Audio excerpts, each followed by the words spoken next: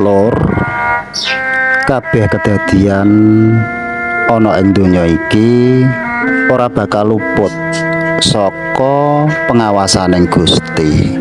Apa sing dilakoni kabeh makhluk, barang kang ngedeng terang-terangan utawa barang kang den singetake, kabeh Gusti Pangeran mesti mirsani.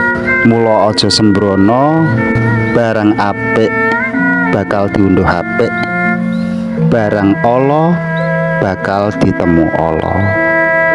Ngelingono, sok ben ana ing akhirat, kabeh ngamal bakal ditimbang, bakal diitung. Antarane ngamal ala lan ngamal becik, endi sing luwih abot timbangane? Lamun abot timbangan becike, mula ndadekake slamet tembe mburine.